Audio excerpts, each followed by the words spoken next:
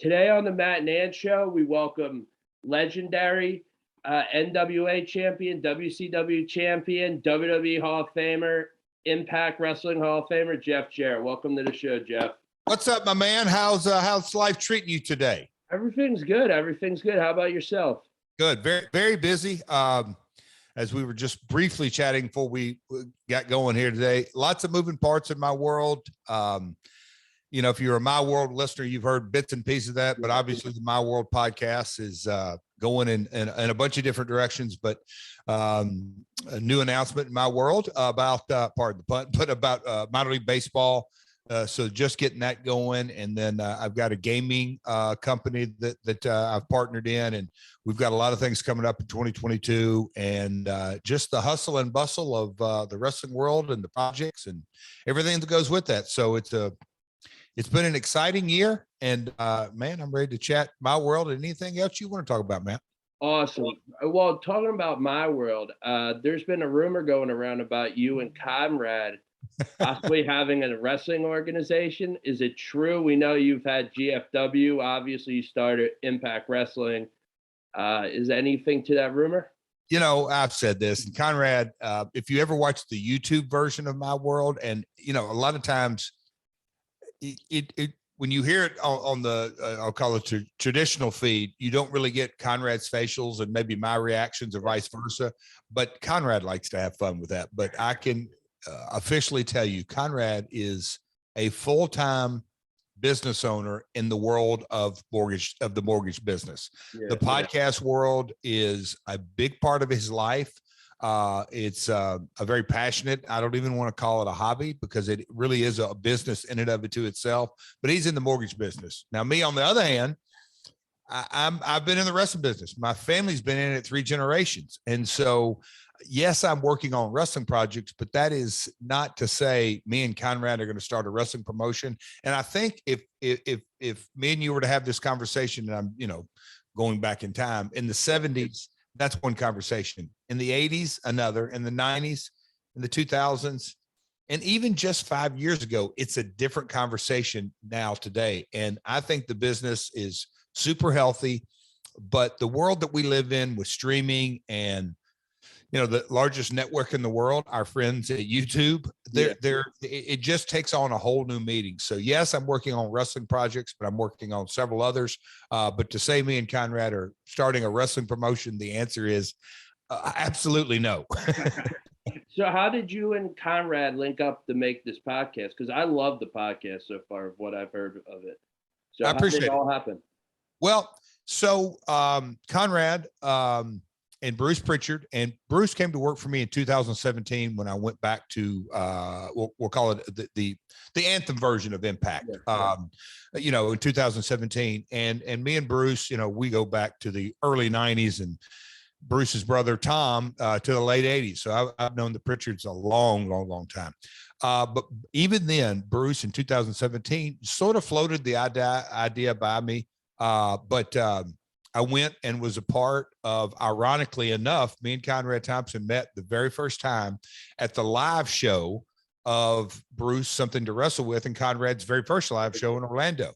And so from that day forward, we worked together on StarCast in 2018. Me and Conrad did. I was on the fight side, and I called him and said, "Hey man, you've got a great idea going here," and wrapped around All In. And I'm again promoter at heart. And so it was really and the NWA title was on the line, and I had promoted NWA 70. So there was a lot of different moving parts that were coming up, or just everything that went with it. But Conrad stayed on.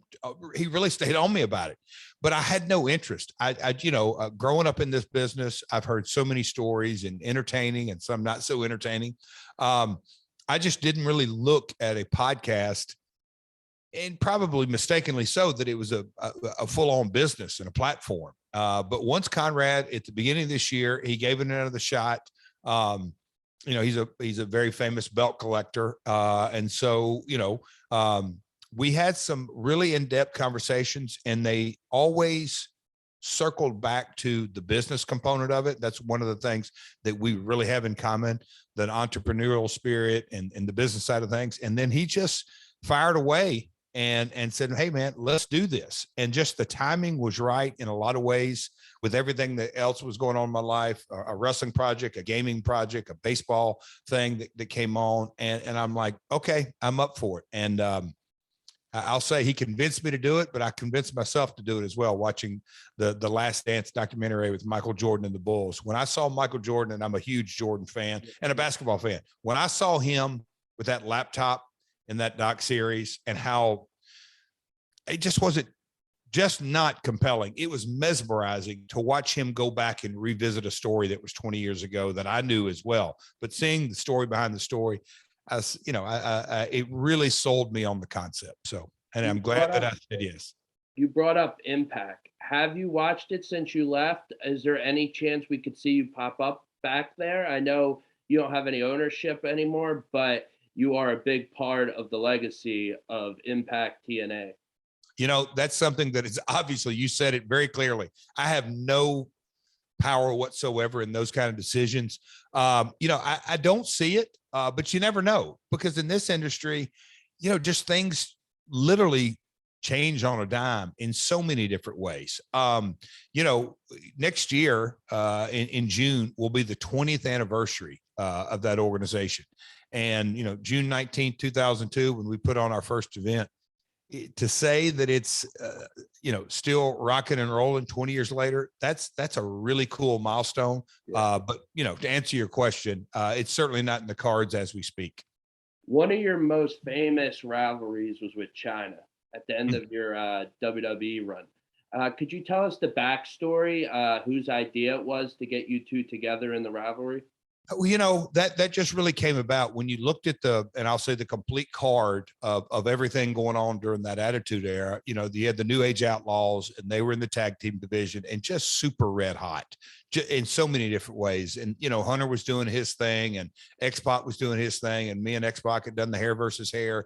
And as the storyline developed with Deborah and Miss Kitty and just all of that, China was such an integral part, and I'll say, pardon the pun, of the attitude of DX, a female that looked like she did, and the presence that she was. The people were just clamoring. Obviously, it's not in the era of the knockouts or the divas or women's wrestling and how it's progressed over the last 20 years. You have to go back to 98, 99 and really wrap your head around the era of the industry. So China was in desperate need of a position to step into the forefront and step into the ring.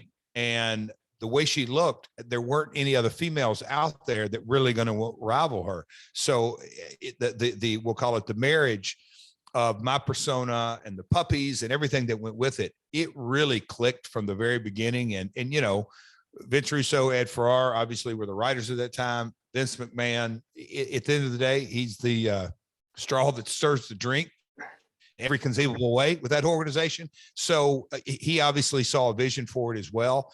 And then China, I don't think you can give her enough credit to just how, I go right to the match in Cleveland, a lot going on. And we've covered that on my world behind the scenes and my pay and my contract. Yeah. But when I got down to the match, I had a vision for the match before I got to the arena. And China, a really good performer, but her psychology was really good as well. So fun match, and we're still talking about it to this day. Absolutely. What are your thoughts on AEW so far? They're almost 3 years in. How do you think they've been doing so far with their progress? I think they're like a competitor already, which I never saw since you guys with TNA. So yeah, it's to think about how, and I say this because it's a different era, but I thought, are they not more than 3 years? I guess. I think they started New Year's of 2019. I think October is actually. So anyway, we're splitting months and hairs, but anyway, they're still so young, but made so much noise. And when you look at their roster, and I know that's the narrative online, they got so many talent, but at the end of the day, they have 3 hours of broadcast or cable broadcast. That is a lot. But then when you look at how deep their roster is, and I know they have Elevation and Dark and all that kind of stuff, they've got their challenges in front of them as far as the balancing act, but they got to the position where they're going to have the issue of having balancing problems very, very quick. So it's going to be I am very curious to watch the next 12 months because they shot out like a rocket. You know, I could remember vividly at All In Chicago and knowing, you know, obviously I'm now outside looking in, but knowing what I knew then and how has it progressed and then you know, how it exploded. It's going to be really interesting to see. But man, what a talent roster. It's amazing. And I cannot say good enough things about Bryan Danielson. I almost still call him Daniel Bryan, but you know, his skill set as a performer is just so good. And when you sort of look back on his progression as a talent and you know, his early days and how he's really progressed through the years and where he's at now and to have a match, you know, just like he had with Hangman, hats off to Bryan. Just can't say enough good things about how well he knows his craft. So I got two more questions for you. One of them is Ring of Honor had Final Battle on Saturday. There's a possibility they say they're coming back in April, but it could be like WCW with the Big Bang pay-per-view. We don't know if it'll happen. So what are your thoughts on the possibility that Ring of Honor's done? You know, I have no idea. I wish Joe and team nothing but the best of luck. Sinclair is a massive organization. And again, I'm outside looking in, but you know, I think the issues within Sinclair that are way outside of Ring of Honor's control are probably negatively affecting Ring of Honor. But man, the industry needs Ring of Honor. You know, their style was I say this with all due respect, it was a niche.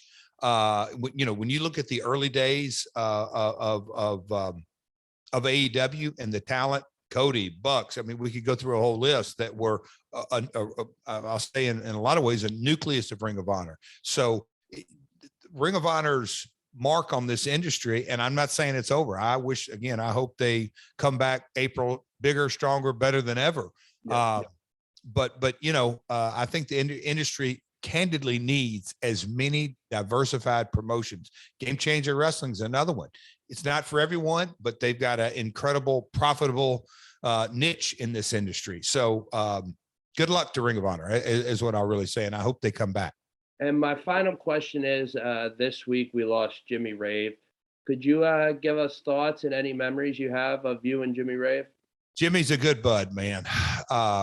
Such a sad situation. It is I say this, you know, the disease of addiction left untreated ends in a jail, ends in an institution, or ends in death.